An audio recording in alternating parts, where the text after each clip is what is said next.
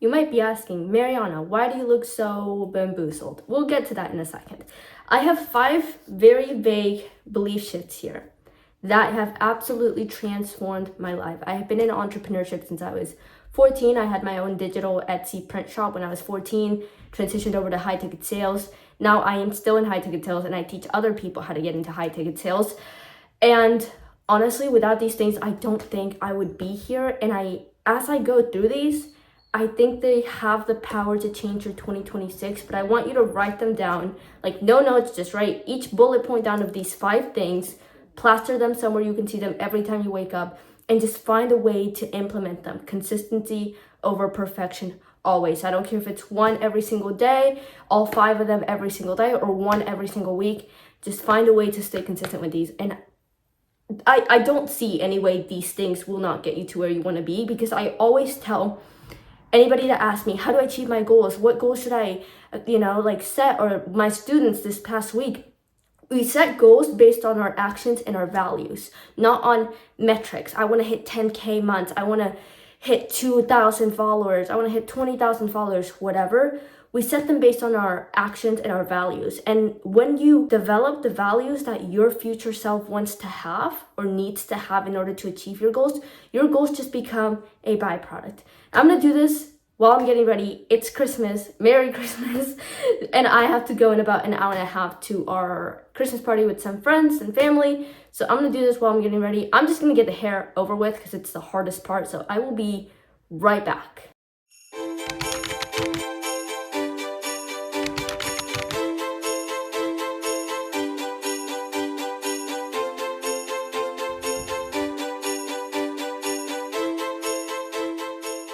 Alrighty, this is what we're working with. You probably don't want to see that. But belief shift number 1 that absolutely changed my life was my relationship with money. I could transfer you all of my knowledge. I could transfer everything I have learned from all the multimillionaires and mentors that I have, been with. But if your relationship with money is not okay, or you don't even attend to it, the place of which is coming from, a lot of people don't believe this, is very important. If there's one thing you have to understand about money, is that your relationship with people is going to come into play, right? So if people can feel that the only reason you want their money is out of desperation, it's because you don't have money, it's for another reason rather than adding value to that person's life, they will sense that. They will sense that, and they will not make the transaction. You know this. When somebody is trying to sell you on the street, whatever, it doesn't feel right, or you feel like they're being pushy, even if you're interested in the product, you're just gonna walk away. You're just gonna ignore it because you don't want to make that kind of transaction. Energy exists, and that energetic transaction, if it does not contain value, if it is not coming from a place of service, it's not gonna work, and people can feel that.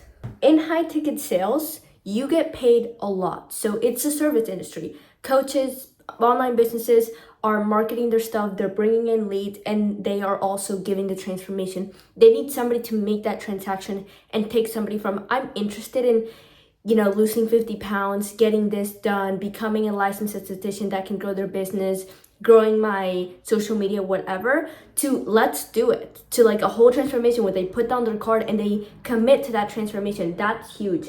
If that person already feels like you're just trying to sell them, it doesn't work, right? These people are selling high ticket services, which means there's a lot of money involved, 5,000, 8,000, beyond, and you're getting a good chunk of that commission. It is very easy in the online space to just get sucked into this. Bottom line is, your relationship with money has to come from a place of service, of how can I add value to this person in order to make the transaction. Second trait that you must develop is autonomy.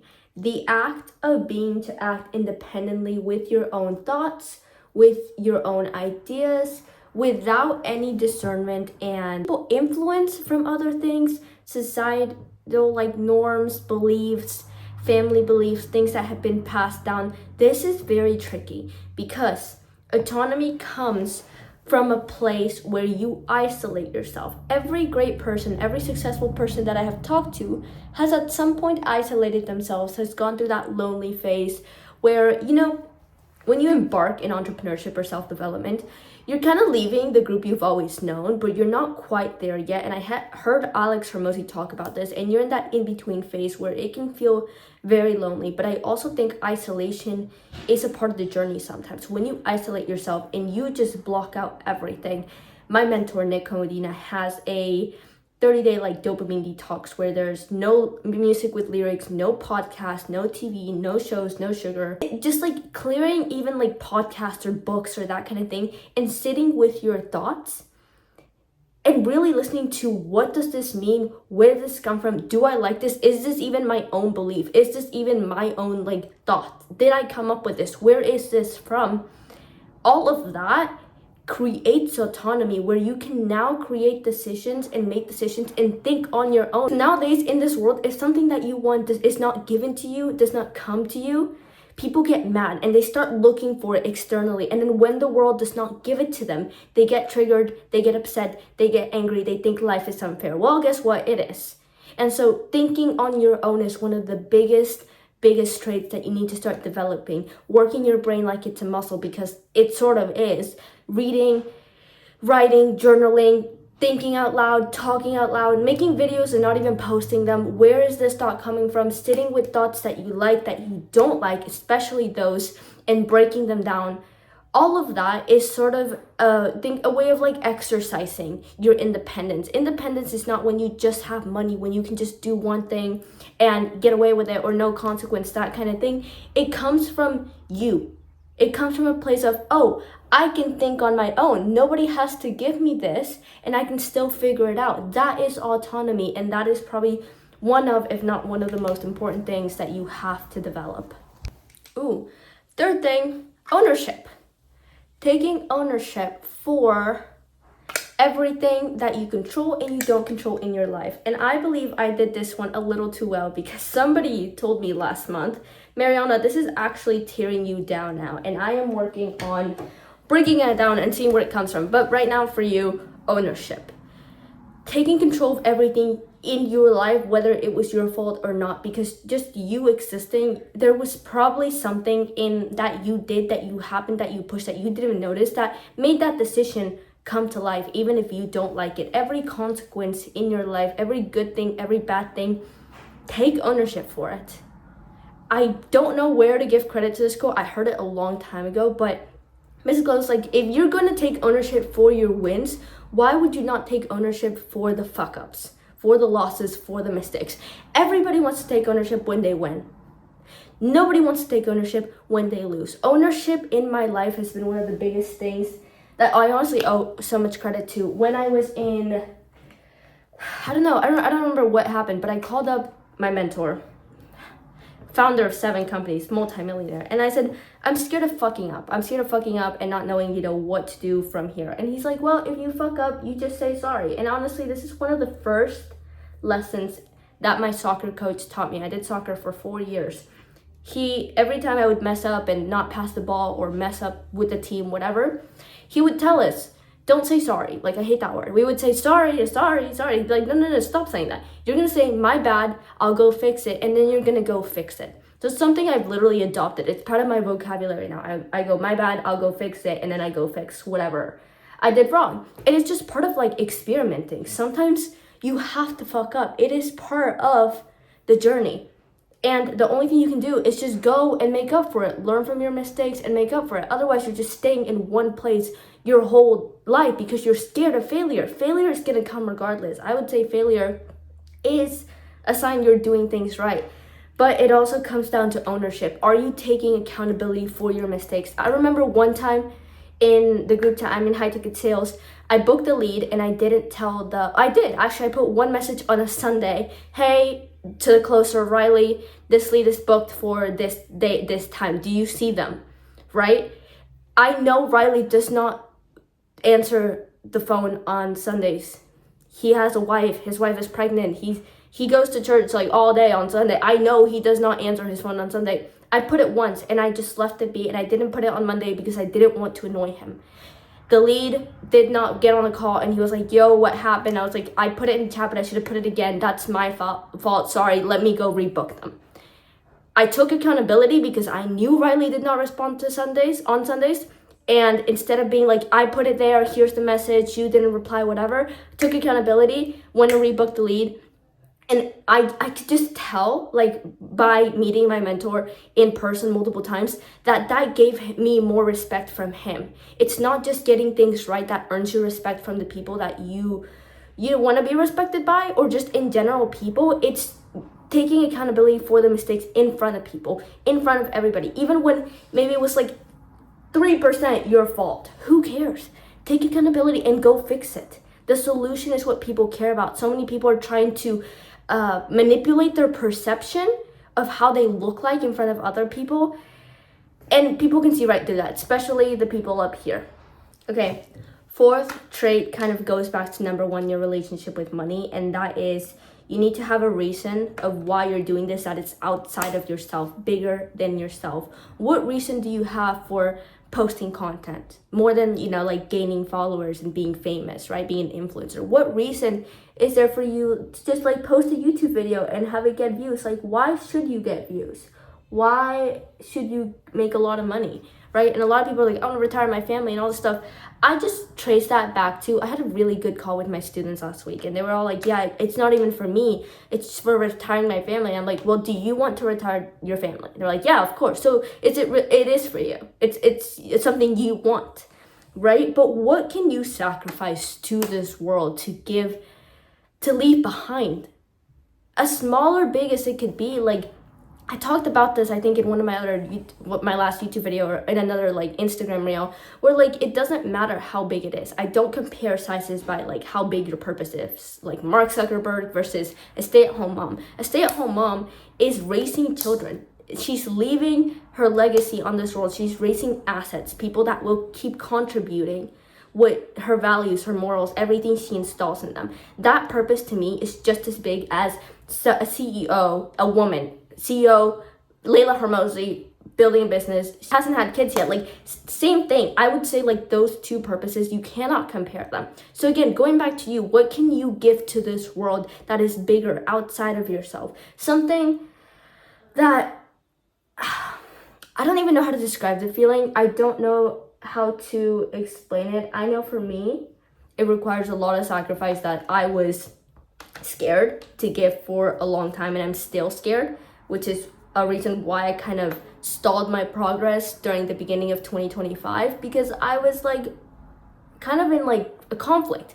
Like, do I want to stay where I am and be comfortable, or I want to keep growing and give up everything I have to keep helping the people that I want to help? And in the end, that's the decision I made. But I don't know how to explain the feeling. Like, I just know that my creator, that God, or whatever religion you believe in, like put me on this earth to do that. It's not for me. It's not going to be comfortable for me. And heck, I might even end up like hella burned out, super unhappy, whatever. But that, just leaving that and knowing that I accomplished it before I died is what's going to fulfill me. And I don't think fulfillment or purpose equals happiness. Like, who said we have to be happy in this life? And I know this sounds a little bit extreme. I heard Alex Hormozi talk about this, and he said, who said life has meaning? Right? Like, humans just want to give life meaning or purpose for the sake of it. And obviously, I'm an optimist. I'd say I'm a pretty big optimist, but at the same time, like, people are always chasing happiness, and I think that is what drives you away from happiness. So in anything, don't think about it as big as I just explained it. In anything that you do, why should this go viral? Why should you get the money? Why should you get X, Y, and Z? Like, what are you contributing to the world that is outside of yourself? Okay, hold on. Let me finish eyes before I move on to the next thing. Oh, whoa. No, go up. Yeah, we're so professional. I think I've only done like full makeup like maybe 3 times in my life. This is not my strong suit at all. Not my strong suit. And then last but not least, lips. I already have lip liner, but I think it's really loud. Like, the color is really loud. So we might just match it. We're just gonna go with it, match it to the nails, and just keep adding. Okay. I actually just came up with another one. I was just like doing my lips. I was like, what actually got me to the place I am? Because honestly, like I hate not to brag, but I have like 5 multimillionaires saved, contacts saved on my phone. Like I never thought I would be in a position where I could do this. We're just, ooh, I don't know what this is. I got it for Christmas. These are so cute. Tinted lip oil. You know what? Never hurts to try. And so I want to add patience. I think one that we are all missing.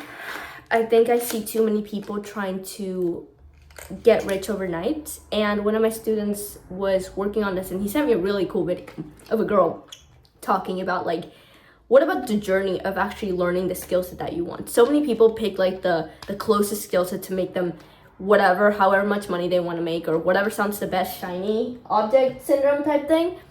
And that's all they go with. They're like, oh, you know, like, oh, great. But they don't even like the thing, right? They don't even know the thing. And so I think with sales, one thing that I make really clear when I hop on a call with somebody is like, hey, this is not going to be quick. It's going to take you a couple months, maybe 3 months, maybe 6 months, maybe 8 months. Definitely not going to take you 3 years like it did for me. That's the whole point of me coaching you through this. Everybody has their own pace. I need you to be open to the idea of it taking a little bit longer. And also, you're going to learn a lot of life skills. Like, this is not just about money. It's about you learning how to communicate with people, you learning how to influence for the better good of this world, etc., and helping these coaches like spread their mission, right? And I disqualify a lot of people. Like, just straight out the bat, I can tell the first 15 minutes, you're not a good fit. Here's my free guide. Here's a couple books I think you should read. And that's it, you know? But I think patience is, you have to be okay with it taking 3 months or 3 years. I do think you have to let that sit in. And when you like truly accept that, and you won't, like right now you're gonna be like, oh man, I kind of want to accept the 3-year thing, but I want it to happen in 3 months. You won't accept it right out of the bat out of this video. It will develop as you grow. As you develop as a person, as you grow as a person, the patience will start developing. But it's something that you do have to continuously work on religiously. I feel like I darkened my lips too much. You can't see it on camera, but it looks like really brown. So I will be right back. Okay. And last but not least is commitment. You have to commit. You have to commit. This is something I struggled with. Not with entrepreneurship. I feel like I was pretty committed to that. Like, I gave up everything. I gave up all my friends. I didn't talk to my mom for 8 months. We had a whole like thing. It was a lot, but it's something I struggle with like my fitness, for sure, my health. I struggle with that a long time, and I still do sometimes. Something I struggle with like certain habits, but commitment, just letting go. This quote from my mentor, Nick, he said, if the only way you see the value in things is when you lose them, you will continue to lose things until you learn to just let go and see the value in that.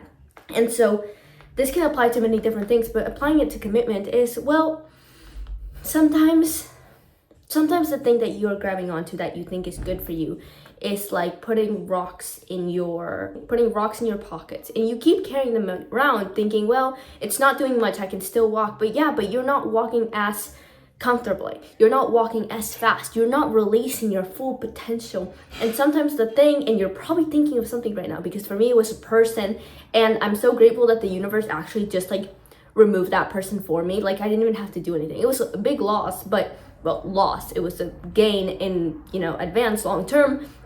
And I didn't really have to do anything on my part. I didn't have to cut the tie. The universe did it for me in a weird way, which I'm so glad, because I think that was the one thing holding me back from this whole journey. But if you have something in mind, you have to commit, whether that's having a hard conversation, doing something is going to be good for you long term, etc., etc. You have to commit. Otherwise, what? You're going to wait until you're ready? You know that's not how things work. And so just letting go, don't think about commitment as putting in so much on the line that you have a lot to lose. It's almost like letting go of the things that don't serve you and becoming lighter. Like, it will feel like something was lifted off your chest and you're all in now. And it's a lot less scarier than you think. Layla Hormozi says this. I'm just quoting people today. The fear, it feels like a whole ocean, but when you start walking, it's this deep, right? And so it looks deep, it looks scary, but once you walk, you realize that all of that fear was just imaginary, that you letting go was probably the best thing that happened to you. And commitment is sort of like letting go in a way. This video is becoming a little bit too long. We are practically, hold on. Let me just pat this thing down. I found this amazing powder. Nobody told me about it. Basically locks in everything for like the next 12 hours, which I wish I had a lot sooner, because what the hell? Hold on, pat, just pat it all.